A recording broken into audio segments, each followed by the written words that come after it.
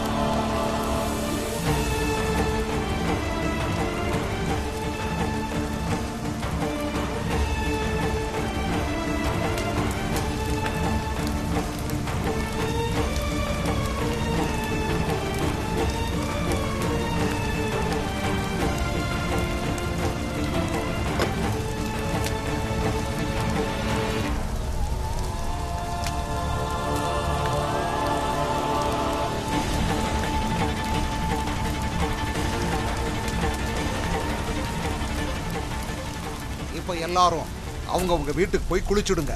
இறுதி சடங்கு எல்லாம் முடிஞ்சிருச்சு.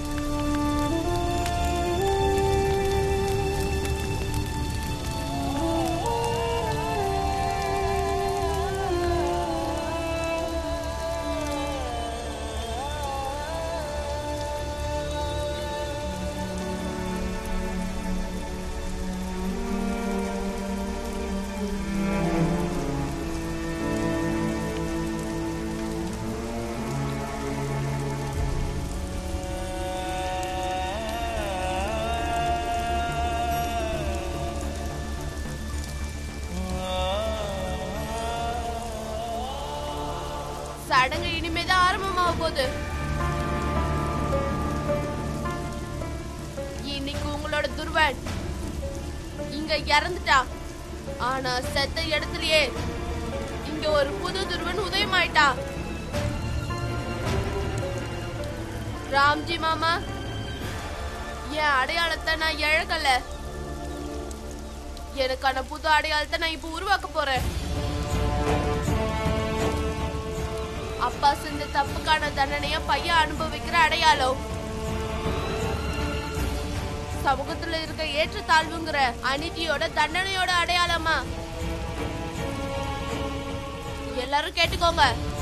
இன்னில இருந்து நான் இந்த சக்பாலோட பக்கத்து வீட்டுக்காரன். அதனால எனக்கும் இன்னில இருந்து புது பேர் தான், துருவன் சக்பால்.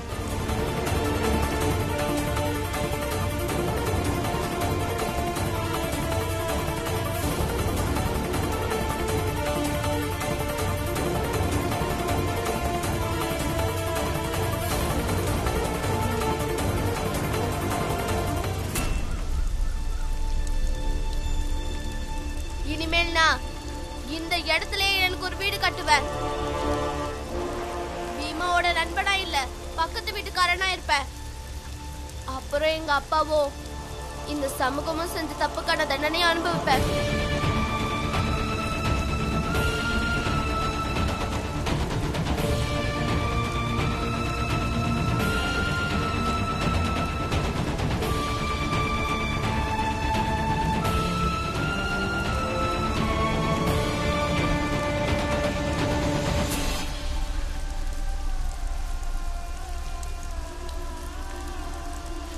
எல்லாரையும் எங்க சமூகம் எவ்வளவோ கஷ்டப்படுத்திருக்கு பீமா. நான் உன் கூட இருந்து அதுக்கு பிராயச்சித்தம் பண்ண போறேன். அவங்க செஞ்ச பாவத்துக்கு தண்டனை அனுபவிப்பேன்.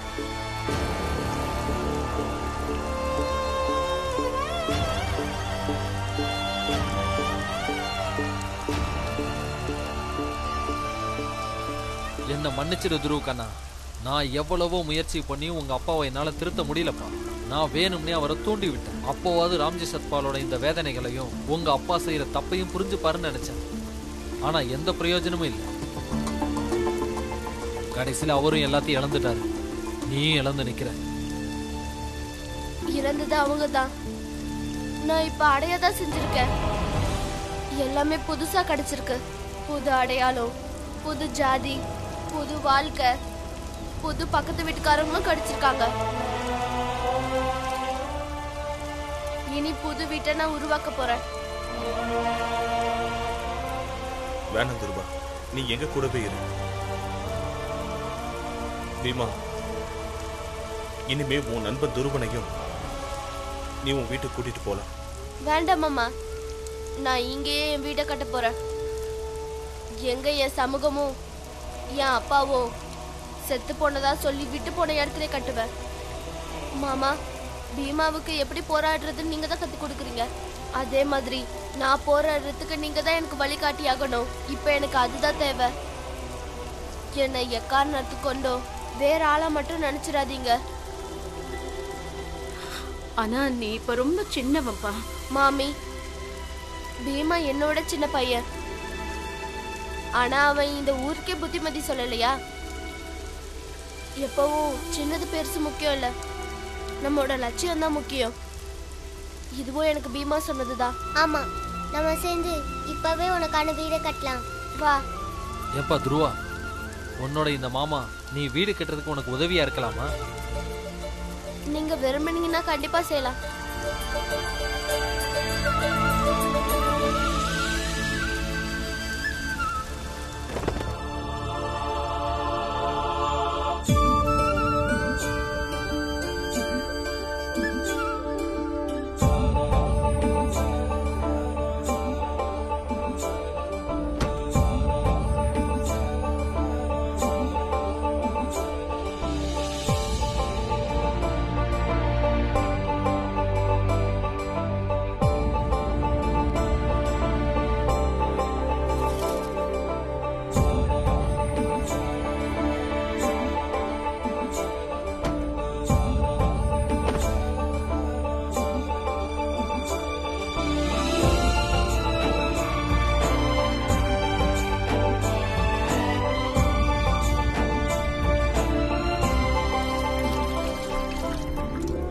இங்க பாருங்க பண்டிதரையா, துருவன் சின்ன வயசுலயே அடம் பிடிச்சவன். அவனுக்கு எப்ப கோவம் வந்தாலும் யார் பேச்சையும் கேட்க மாட்டான். வேணா பாருங்க, 4-5 நாள் தனியா இருப்பான். ஆனா அதுக்கப்புறம் திரும்ப வந்துருவான். அதுக்கப்புறம் நீங்க அவனுக்கு சடங்கெல்லாம் செஞ்சு நம்ம சமூகத்துல சேர்த்துருங்க. சேட்டையா, முதல்ல பொறுமையா கேளுங்க. செத்து போனவ திரும்பி எப்படி உயிரோட வர முடியும்? ஐயா, நீங்க முதல்ல புரிஞ்சுக்க முயற்சி பண்ணுங்க. உயிரோட இருக்கிறவனை செத்து போனதை அறிவிக்கிற மாதிரியே செத்து போனவன உயிரோட இருக்கிறவன் மாதிரி அறிவிக்கிறதுக்கு ஏதாவது ஒரு சடங்கு இருக்கும். நீ ஏதாவது பேசி புரிய வைங்க. பண்டிதரையா, நீங்க நினைச்சா என்ன வேணா பண்ணலாம். பேய், பிசாசு, ஆன்மாவெல்லாம் நீங்க நினைச்சா உங்க வழிக்கு கொண்டு வரலாம். ஆத்மாவுக்கே முக்தி கொடுக்கறவர் நீங்க. இவெல்லாம் ஒரு விஷயமா? அவன் சின்ன பையன் தானே. எனக்கு நல்லா தெரியும் பண்டிதரையா, நீங்க இந்த கிராமத்து மக்கள்கிட்ட என்ன சொன்னாலும் அவங்க நம்புவாங்க. அதுக்கு பதிலா என்கிட்ட நீங்க என்ன தட்சிணை கேட்டாலும் நான் கொடுப்பேன். சேட்டையா, நீங்க செத்து போன உங்க பையனை உயிரோட வரவழைக்கிறதுக்காக இப்படி தட்சணை கொடுத்துக்கிட்டே இருந்தீங்கன்னா உங்ககிட்ட இருக்கிற சொத்து எல்லாம் காலியாயிடும். அதுக்கப்புறம் நீங்க காலமானதுக்கு பின்னாடி கோயிலுக்கு என்ன சொத்து மிஞ்சும்? அதனால சேட்டையா, இந்த உலகத்து மேல இருக்கிற ஆசைகளா விட்டுட்டு உயிரோட இருக்கும் போதே மோட்சத்தை அனுபவிக்க கத்துக்கங்க. அப்படி வாழ ஆரம்பிச்சுட்டா வாழ்க்கையே சொர்க்கமாயிடும்.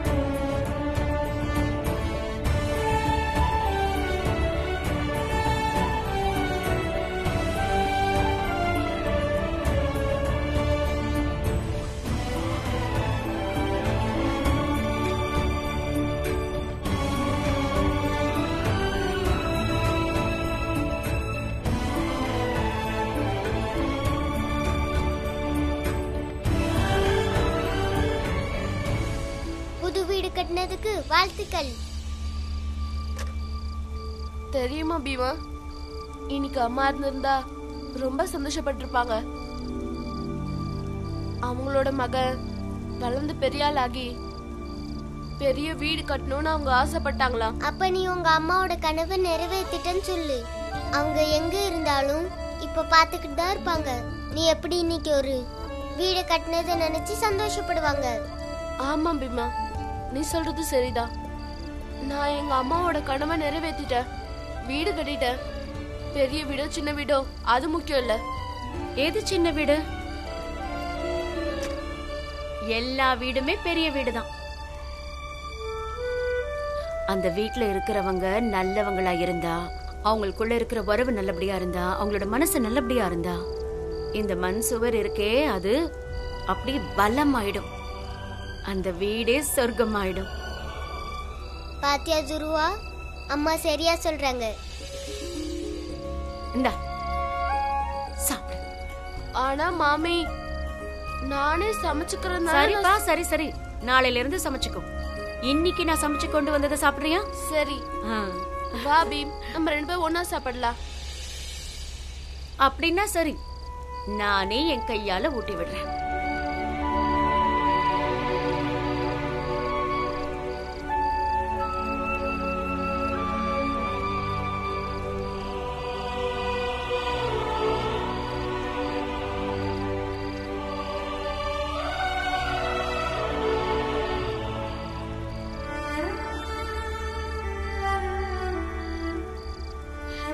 அம்மா,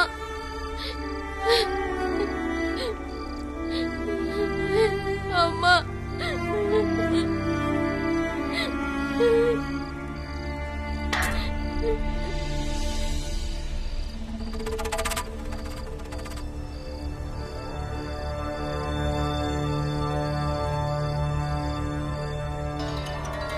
இன்னைக்கு எனக்கு முழு நம்பிக்கை வந்துருச்சு. நீ உண்மையிலே வழி தவறிட்ட. நான் ரொம்ப சரியா தான் யோசிச்சிருக்கேன்னு எனக்கு நம்பிக்கை வந்துருச்சு. நீ எந்த குளத்துல பிறந்தவன் தெரியுமா? இன்னைக்கு யார போய் அம்மான்னு சொல்ற? துருவா, என் மனசுல இப்பவும் உன் மேல அன்பு இருந்துச்சு. ஆனா நீ எல்லா எல்லைகளையும் மீறிட்ட. இருந்த கொஞ்ச நஞ்ச அன்பும் போயிடுச்சு. நடந்த எல்லாத்துக்குமே இந்த பீம்ராவ் தான் காரணம். இந்த பீமா பாயும் காரணம். இவ புருஷன் ராம்ஜி சத்பாலும் காரணம். நான் உங்க யாரையும் விட மாட்டேன். எல்லாரையும் பழிக்கு பழி வாங்குவேன். சேத் தன்சுகுலால் ஐயா, கொஞ்சம் அந்த தட்டையும் எடுத்துட்டு போறீங்களா? ஏன்னா ஒருவேளை நாளைக்கு காலைல யாராவது பாத்துட்டா அப்புறம் நேத்து செட் ஐயா இந்த குடிசைக்கு போயிருக்காருன்னு சொல்லி ஊர்க்காரங்களா சேர்ந்து உங்களையும் சுத்தம் பண்ணாலும் பண்ணிடுவாங்க ஐயா.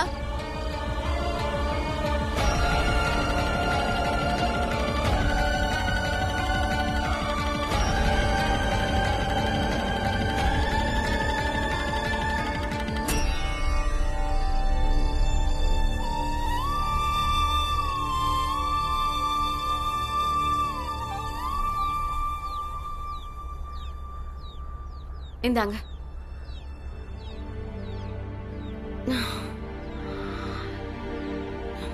நேத்து துருவுக்கு சாப்பாடு கொடுக்க போகும்போது சேட்டை அங்க வந்தாரு. மிரட்டிட்டு போயிருக்காருங்க. எனக்கு என்னவோ பயமா இருக்கு. இந்த பயம் தேவையே இல்லை பீமாபாய்.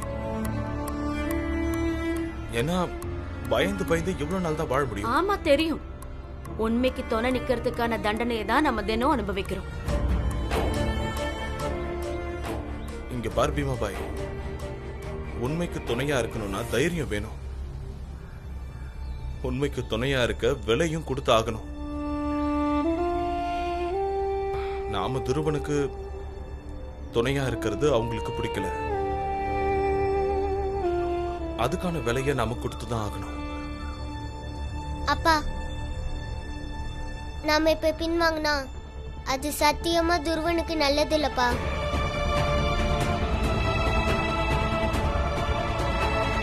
பீமாபாய் தேநீர் போடுறியா?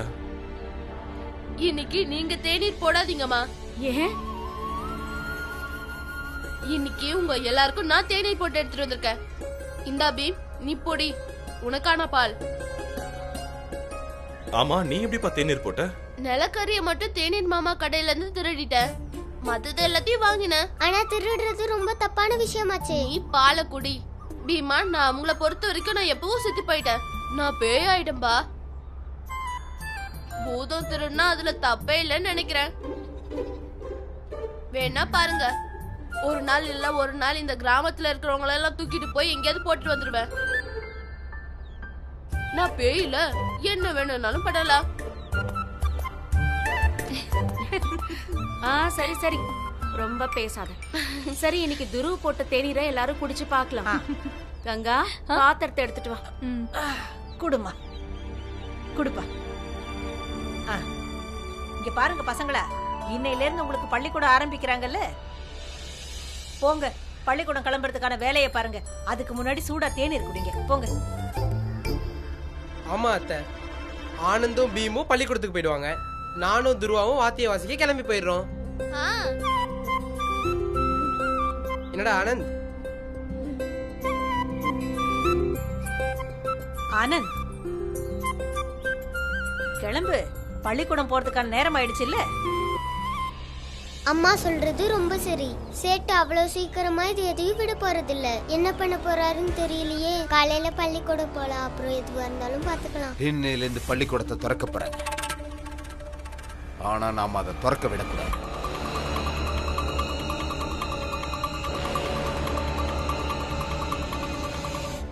சரி சொல்லுங்க, நம்மளோட பெரிய எதிரி யாரு? அந்த பீம்ராவ். அது ஏன்னு சொல்லுங்க. அவன் 4-5 புத்தகத்தை படிச்சுட்டு நம்ம சடங்குகளுக்கெல்லாம் எதிரா பேசுறான். அவன் சொல்றத நம்பி நம்ம பசங்க எல்லாம் கெட்டு போறாங்க. அதனால நம்ம பள்ளிக்கூடத்தை திறக்க விடக்கூடாது. பள்ளிக்கூடத்தை திறக்கலன்னா அந்த பீம்ராவ் மண்டையில கெட்ட எண்ணங்கள்லாம் உதிக்காது. இன்னொரு பீம்ராவ் இங்க உருவாகாம தடுக்கலாம். அதுவும் சரிதான். கல்வி மனுஷனோட தர்மத்தையும் சடங்கையும் மறக்க வைக்குது, வழி தவற வைக்குது. கல்வி கத்துக்க ஆரம்பிச்ச மனுஷங்க தான் நம்ம சடங்குகளை எல்லாம் கேலி பண்றானுங்க. அவனுக்கு கேள்வி கேட்கறோங்கிற பேர்ல நம்ம சடங்கையும் சம்பிரதாயத்தையும் வர வர கேலி பண்ண ஆரம்பிச்சுட்டானுங்க. நம்மளோட இந்த ஊரு நாசமா போறதுக்கு நாமளே காரணமா இருக்கலாமா? ஆமா பண்டிதரையா, நம்ம ஊர் நாசமா போறத நாமளே அனுமதிக்க முடியாது. அது மகா பாவம். அது அரசு பள்ளிக்கூடமாச்சே, அதை திறக்காம தடுக்கிறதுக்கு நம்மளால எப்படி முடியும்? ஆங்கிலேய அரசாங்கம் என்ன ராஜாக்கள் மகாராஜாக்கள் சொல்றதை கேட்காம இருக்கலாம். ஆனா அவங்க மக்களை கைக்குள்ள போட்டுக்கிறதுக்காக அவங்க மக்களை மகிழ்ச்சியா வச்சுக்கணும்னு தான் நினைப்பாங்க. அதனால அவங்க நமக்கு பிடிக்காத விஷயங்களை கண்டிப்பா செய்ய மாட்டாங்க. அவங்க நம்ம ஊர்ல யாரெல்லாம் சந்தோஷமா வச்சுக்கிட்டா அவங்களுக்கு நல்லதுன்னு தெரிஞ்சு வச்சிருக்காங்க. அந்த ஆட்கள் நாம தான். புரியுதா? அதனால நாம விரும்புறத தான் ஆங்கில அரசாங்கமும் செய்யும். அவங்க நம்மளோட இந்த குணத்தை பயன்படுத்தி தான் ஆட்சி செய்யறாங்க. அதனால நாம எதை விரும்புறோமோ அதைத்தான் அவங்க செய்வாங்க. எல்லாரும் வாங்க போலாம். வாங்க. இன்னைக்கு ரொம்ப நாள் கழிச்சு பள்ளிக்கூடம் போறோம்ல ஆனந்தன்னு, ரொம்ப சந்தோஷமா இருக்கு. பீமா, நம்ம 4 பேரும் ஒன்னா பள்ளிக்கூடம் போனனால மறக்க முடியுமா? நீ, நான், பாலான, துருவன். இப்ப நம்ம 2 பேரும் ஆயிட்டோம். அவங்க 2 பேர் வழியும் வேற மாதிரி ஆயிடுச்சு. ஆமா ஆனந்தன்னு, அவங்க போற இடம் வேற ஆயிடுச்சுன்னா நம்ம போற வழியும் வேற வேற ஆயிதானே தீரும். அவங்களுக்கு வாத்தியம் வாசிக்கணும், நம்மளுக்கு படிக்கணும்.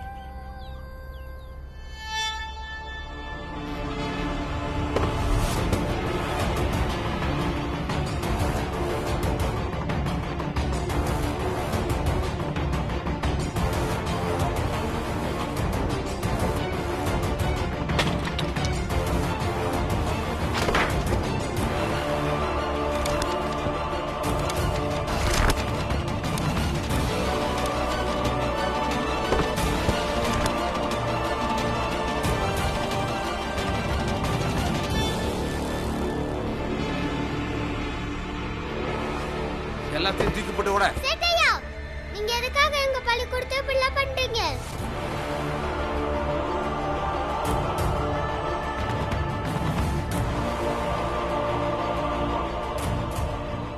பள்ளிக்கூடத்தை மூடியாச்சு.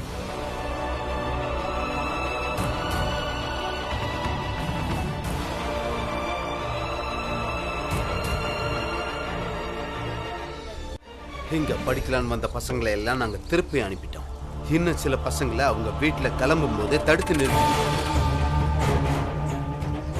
கிளம்புங்க, நீங்களும் போங்க. இன்னில இருந்து பள்ளிக்கூடம் இயங்காது. போங்க. பள்ளிக்கூடம் இயங்காதுன்னு எப்படி சொல்லுவீங்க? உங்களுக்கு உங்களுக்கு அந்த உரிமையை யார் கொடுத்தது? எப்படி பண்ண முடியுமா? அதான் பண்ணிட்டோமே.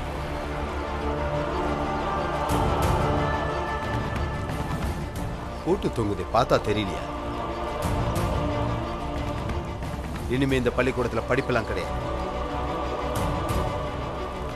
படிச்சு படிச்சு எங்க பசங்கெல்லாம் நாசமா போயிட்டாங்க. எங்க தர்மம், எங்க பண்பாடு, எங்க கலாச்சாரம் எல்லாத்தையும் நாசம் பண்ணிட்டீங்க. சேட்டையா, நீங்க தப்பா நினைச்சுக்கிட்டு இருக்கீங்க. கல்வி எப்பவும் அப்படி செய்யாது. கல்வி விலங்க மனுஷனாக்கும். அநீதிக்கு எதிராக போராடுற தைரியமானவனாக்கும். முடியாது. நான் இந்த ஸ்கூலை அடைக்க விட மாட்டேன். விட மாட்டேன்.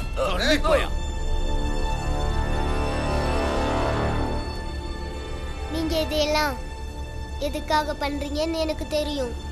நான் என் பையனை இழந்துட்டேன். என் சமூகத்துக்காக என் பையனை பலி கொடுத்துட்டேன். இந்த ஊருக்கு எது நல்லது எது கெட்டதுன்னு முடிவெடுக்கிற உரிமை எனக்கு இருக்கு. என்னையா சொல்றீங்க? நீங்க செய்யறது ரொம்ப தப்பு. செஞ்ச தப்பு உணர்ந்து திருந்தாதவன் அப்புறம் ரொம்ப வருத்தப்படுவான்னு அப்பா சொல்லுவாரு.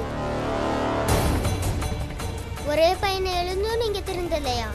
இன்னும் நீங்க புரிஞ்சுக்கலையா? பாரு, உங்க அப்பா என்ன சொல்றான், நீ என்ன சொல்றன்றது எனக்கெல்லாம் ஒரு விஷயமே கிடையாது. புரியுதா? நீங்க இதையெல்லாம் எதுக்காக செய்றீங்கன்னு எனக்கு நல்லா தெரியும். ஏன்னா நானும் என்ன மாதிரி பசங்களும் படிக்க கூடாதுன்னு நினைக்கிறீங்க.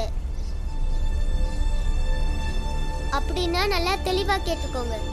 நீங்களும் உங்களை மாதிரி ஆளுங்களும் என்ன வேணா செய்யுங்க. ஆனா உண்மையிலே வாழ்க்கையில படிச்சு உயரணும்னு நினைக்கிறவங்களை யாராலையும் தடுக்க முடியாது. நான் இந்த பள்ளிக்கூடத்தை பூட்டுறதுக்கு விடவே மாட்டேன்.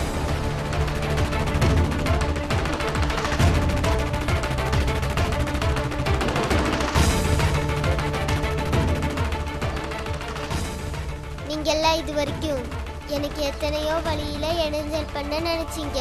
ஆனா என்னாச்சு? அதே மாதிரி இதையும் நான் இன்னொரு இடைஞ்சலா தான் நினைச்சுக்க போறேன். என்ன ஆனாலும் இந்த பள்ளிக்கூடத்தை பூட்டுறதுக்கு நான் விடவே மாட்டேன். அப்படின்னா கேளு பிம்ரா, இன்னையிலிருந்து இந்த பள்ளிக்கூடம் எப்பவுமே திறக்கப்படும்.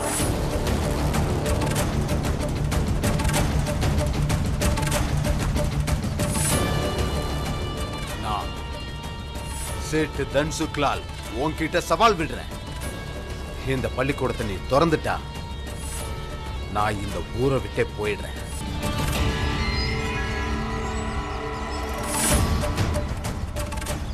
நான் மட்டும் இல்ல, யாரெல்லாம் என் கூட சேர்ந்து பள்ளிக்கூடத்தை முன்னாங்களோ அவங்கெல்லாம் சேர்ந்து சவால் விடுறோம். இனிமே இந்த ஊர்ல பள்ளிக்கூடம் பூட்டி கிடக்கும், இல்லைன்னா நாங்க இருக்கோம்.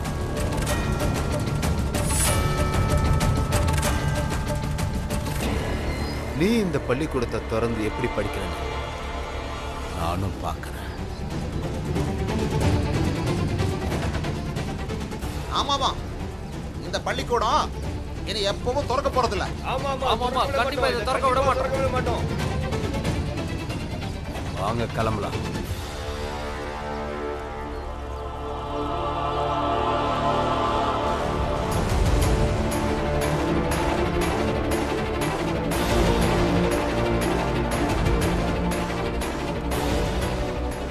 பீமா, நீ கவலைப்படாதப்பா.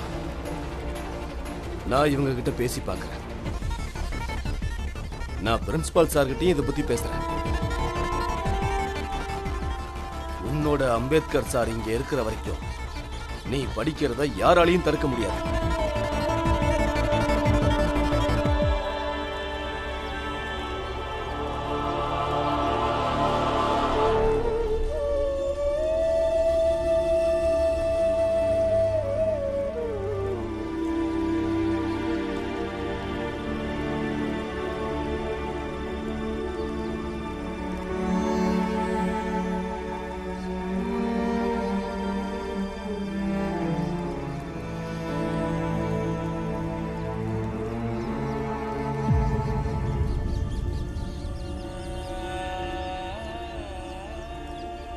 பள்ளிக்கூடத்தை மூடியாச்சு.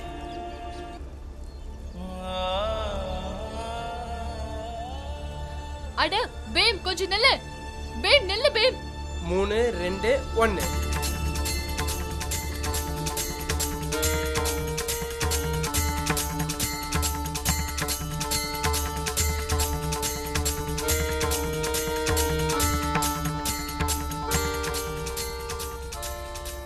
சேட்டையாவுடைய பையன் ரொம்ப சீக்கிரமா கத்துக்கிறானே.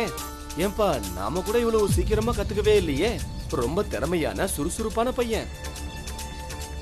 ஒரு விஷயத்தை நான் இப்ப புரிஞ்சுக்கிட்டேன். இந்த சமூகத்தை ஆளுங்க இந்த மாதிரி வாத்தியம் வாசிக்கிறதெல்லாம் நம்ம ஜாதி ஆளுங்க தான் செய்யணும்னு திரும்ப திரும்ப சொல்லி சொல்லி நாமளும் இவ்வளவு நாளா தப்பா நினைச்சுட்டு இருந்தோம். துருவா இன்னைக்கு இங்க வாசிக்கிறத பார்த்தா வருங்காலத்துல நம்மளை விட நல்லா வாசிப்பான்னு தோணுது. அப்படின்னா எல்லாரும் எல்லா வேலையும் செய்யலாம். என்ன விடா முயற்சி இருக்கணும். அப்புறம் இந்த ஜாதியெல்லாம் கண்டிப்பா ஒரு தடையாவே இருக்காது. சேட்டையோட நிலைமை இப்படி ஆயிடுச்சு. இங்க பாத்தீங்களா மாமா, அவர் பெத்த பிள்ளைங்க தாழ்ந்த ஜாதிக்காரங்க கூட கூத்தடிச்சிட்டு இருக்கான். எல்லாம் தலையெழுத்து. வாங்க போலாம். உனக்கு காது கேட்காதா இல்ல கழு தெரியாதா? என் பேரு துருவன் சக்பால். நானும் இதே ஜாதி தான். சேட்டையாவோட பையன் தான் செத்து போயிட்டானே. உங்க சேட்டையா தான் ஊர் முழுக்க டமாரம் அடிச்சுட்டாரே. அது நீ கேட்கலையா? இறுதி சடங்கு செஞ்சாங்களே, அத நீ பாக்கலையா? அப்போ நீங்க செஞ்ச சடங்கை நீங்களே மதிக்கலனா அப்புறம் எதுக்கு ஆதரவா பேசுறீங்க? நான் தான் செத்து போயிட்டேனே, இன்னும் எதுக்கு என்ன சேட்டையா பையன் சொல்றீங்க? முதல்ல கிளம்புங்க, இல்ல உங்களையும் சுத்தம் பண்ணிடுவாங்க. துருவா இங்க பாருப்பா, நீ முதல்ல பயிற்சி பண்ணு. இந்த மாதிரி சின்ன விஷயங்கள்லாம் கவனிக்காத. ஆமா துருவா, முதல்ல வீட்டுக்கு போலாம். அம்மா சமைச்சு வச்சுட்டு காத்துட்டு இருப்பாங்க. பொறுங்க. உங்களால எனக்கு கொஞ்சம் பைசா கேசா தர முடியுமா? கொடுத்தா என் சமையலுக்கு தேவையான பொருட்கள் எல்லாம் வாங்கிடுவேன். துருவா, நம்ம தொழிலை பொறுத்த வரைக்கும் தினமும் நடக்கிற தொழில் கிடையாது. திருவிழா நேரத்துல தான் வேலை இருக்கும். வேலை கிடைக்கும் போது கிடைக்கிற பணத்தை வச்சு சமைச்சு சாப்பிட்டு நிம்மதியா வாழ்ற கூட்டம் தான் நம்மளோடது. ஆனா இப்போ உன்னோட நிலைமையை என்னால புரிஞ்சுக்க முடியுது. இருப்பா, இந்தா. அட வாங்கிக்கப்பா, ரொம்ப யோசிக்காத, வாங்கிக்க. இப்போதைக்கு இவ்வளவுதான் என்னால கொடுக்க முடியுது. வீட்டுக்கு போலாம்.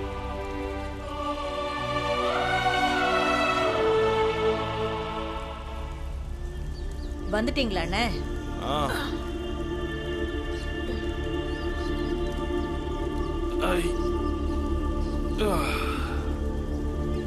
பேசிட்டீங்களா? தெளிவா பேசிட்டேம்மா. அப்போ நாளையில இருந்து திரும்பவும் வேலைக்கு போகணுமா? ரொம்ப நல்ல விஷயங்க. அப்புறம் பீமா பாய், எல்லாத்தையும் பேசுனது நல்லதுதான். ஏன்னா நான் புரட்சியாளர்களுக்கு உதவுனது ஒருவேளை அந்த வெள்ளக்கார ஆபீசர்களுக்கு தெரிய வந்துருச்சுன்னா அப்புறம் அது எல்லாருக்கும் பிரச்சனை ஆயிடும்ல. அப்புறம் உங்க எல்லாருக்குமே அது பிரச்சனை ஆயிடும். இங்க பாருங்க, முதல்ல நான் சொல்றத கவனமா கேளுங்க. நம்ம அக்கம் பக்கத்துல இருக்காங்களே, அவங்க எப்பவும் நம்மளதான் கவனிச்சுக்கிட்டு இருக்காங்க. அதனால இதையெல்லாம் மறந்துருங்க. இன்னொரு தடவை இப்படி நினைச்சு கூட பார்க்காதீங்க. நீங்க ரிட்டையர்ட் சுபேதார் ராம்ஜியாவே வாழுங்க. தன்னோட குடும்பத்துக்காக தினமும் கஷ்டப்பட்டு சம்பாதிக்கிற ஒரு குடும்ப தலைவன், அவ்வளவுதான்.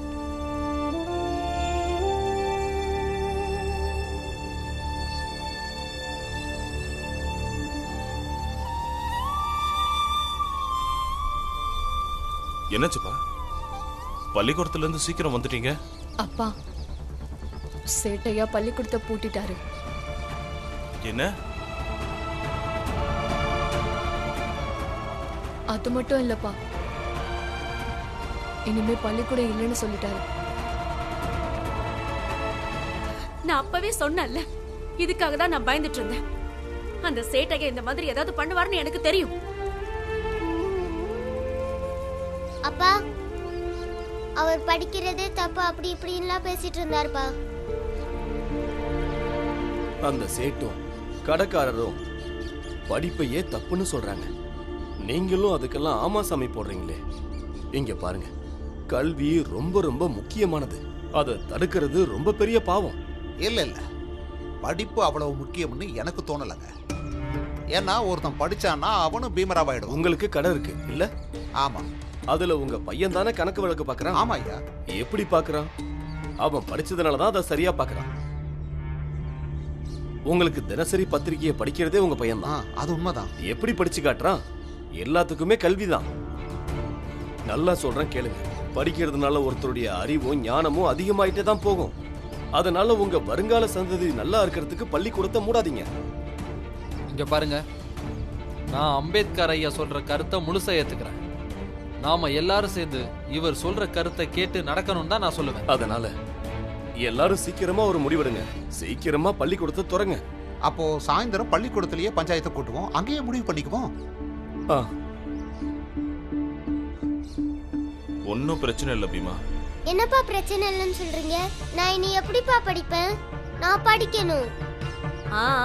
சரி பீமா, நீ எதுக்கும் கவலைப்படாத. சீக்கிரத்துல எல்லாம் சரியாயிடும். அப்பா, நம்ம இந்த இடத்தை விட்டுட்டு வேற எங்கேயாவது போயிடலாம்.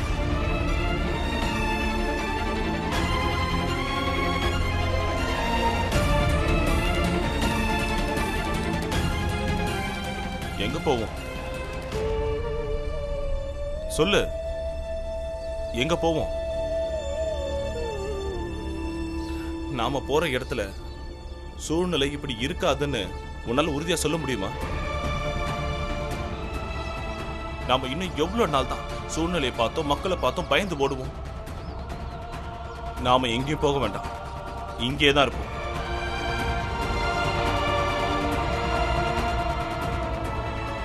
ஒரு வேளை பள்ளிக்கூடம் திறக்கலையா, நீ வீட்லயே படி, நான் உனக்கு சொல்லி தரேன். இன்னைக்கு சாயந்தரம் பள்ளிக்கூடத்துல பஞ்சாயத்தை கூட்டுறாங்களாம். அங்கதான் பள்ளிக்கூடத்தை பத்தி முடிவு வைப்பாங்களாம்.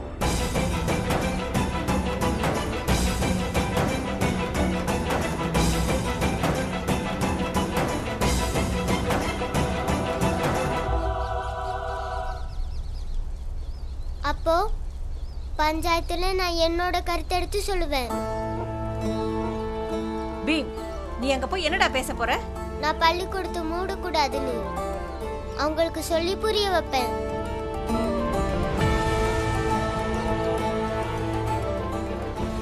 நீங்க சொன்ன உடனே அவங்க புரிஞ்சுப்பாங்களா? அது எப்படி புரிஞ்சுக்காம போவாங்க? நல்லா எடுத்து சொன்னா புரிஞ்சுப்பாங்க. நான் படிக்கணும், அவ்வளவுதான். பீமா, நான் சொல்றத பீமா பாய். அவன் இது எல்லாத்தையும் பஞ்சாயத்துல பாத்துக்கலாம்.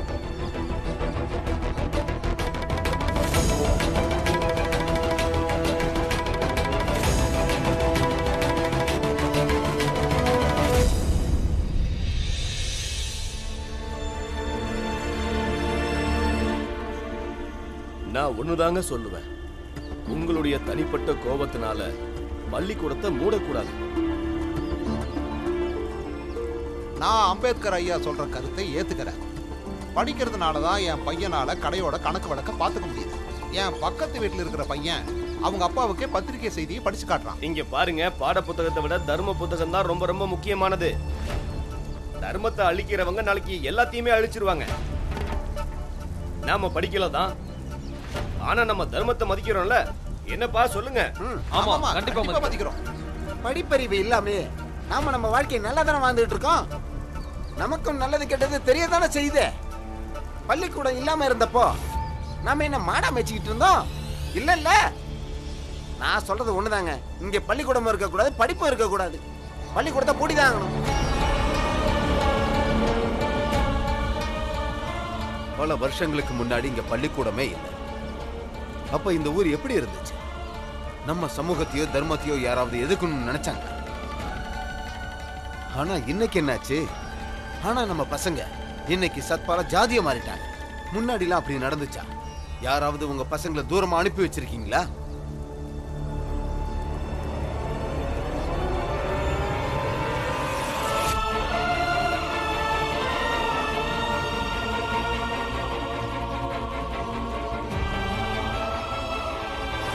இதுக்கு முன்னாடி இப்படி எல்லாம் நடந்ததே இல்லை.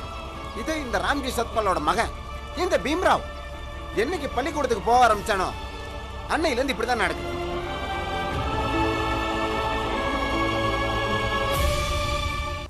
நான் ஒரு வழி சொல்றேங்க. என்ன வழி சொல்லுங்க? சொல்லுங்க. அந்த காலத்துல எல்லாம் நாம பெரிய ஜாதி பசங்க மட்டும்தான் பள்ளிக்கூடத்துக்கு போயிட்டு இருந்தோம். அதே மாதிரி திரும்பவும் கொண்டு வந்தா எந்த பிரச்சனையும் இருக்காது.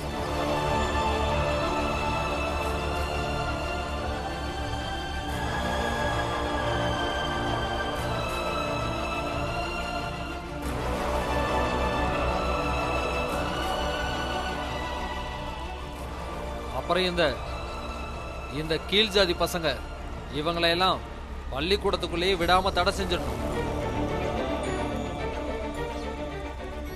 அப்ப எல்லா பிரச்சனையும் முடிஞ்சிருமே.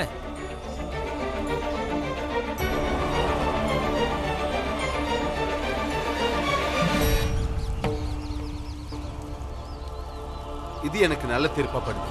நான் ஏத்துக்கிறேன். ஆனா எனக்கு நீங்க ஒரு உறுதிமொழி கொடுத்தாங்க.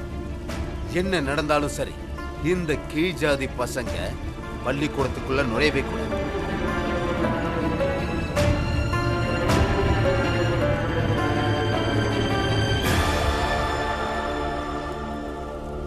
இப்போ நான் யாருன்னு காட்டுறேன். துருவா துரு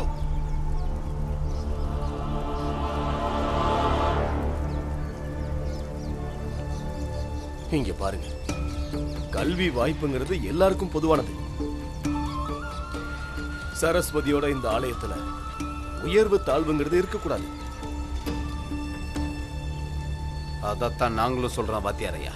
இந்த சரஸ்வதி ஆலயத்துல வகுப்பு மட்டும்தான் நடக்கணும். இங்க சமூக வகுப்போ இல்ல சமுதாய வளர்ப்போ இருக்கக்கூடாது. ஆனா இந்த பீம்ராவ் படிக்க வந்தா திரும்பவும் அப்படித்தான் நடக்கும்.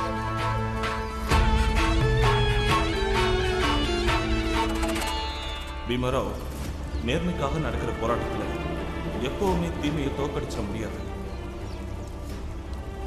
சில நேரத்தில் தீமை கிட்ட இருந்து நாம நேர்மையை தோக்கடிக்காம காப்பாத்துறதே ஒரு மாவீரனோட வேலை தான்.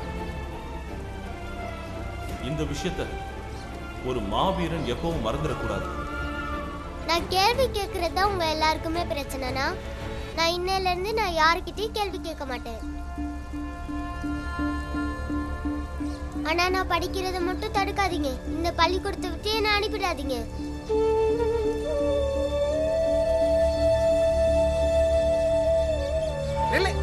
அங்கே இல்லை.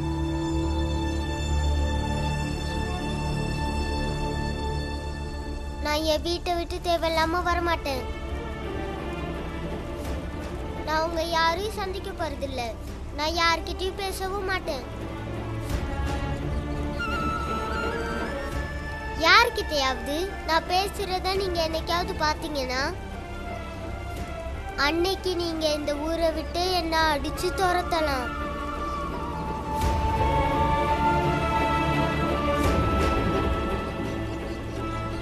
ஆனா நான் படிக்கிறத மட்டும் தடுக்காதீங்க. என்ன படிக்க விடுங்க.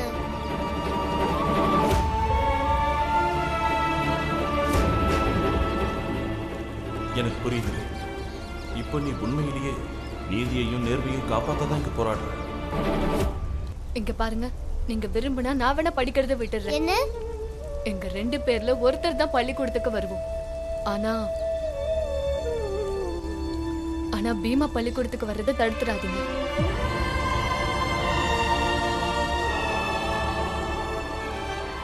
ஆனந்தண்ண, நீங்க படிக்க மாட்டேன்னு சொல்லிட்டா எப்படின்னு? ஆமா பீமா, எனக்கு படிக்கிறதுல ஏற்கனவே ஈடுபாடு கிடையாது. நீ படி. இங்க பாருங்க, நாங்க எங்க சமூகத்தாளுங்க எல்லார்கிட்டையும் பேசுறோம். அவங்க யாரும் அவங்களோட பசங்களை படிக்க பள்ளிக்கூடத்துக்கு அனுப்ப மாட்டாங்க. ஆனா நீங்க எல்லாரும் எங்க ஜாதியில இருந்து ஒரே ஒரு பையனை மட்டும் இந்த பீமாராவை படிக்க விடுங்க. இந்த ஒன்றை மட்டும் எங்களுக்காக பண்ணுங்க. மாமா பீமாராவ், நான் தான் பேசிட்டு இருக்கேன்ல. இங்க பாருங்கய்யா, எங்களுக்காக இந்த ஒரு உதவி மட்டும் நீங்க பண்ணீங்கன்னா அந்த உதவியை எங்க வாழ்நாள்ல எப்பவும் நாங்க மறக்க மாட்டோம். நானும் உங்க ஜாதி ஆளுதான். இருந்தாலும் நான் உங்களை கையெடுத்து கும்பிட்டு கேட்டுக்கிறேன். பீமராவுக்கு படிக்கிறதுக்கு வாய்ப்பு கொடுங்க. அவனை படிக்க விடுங்க.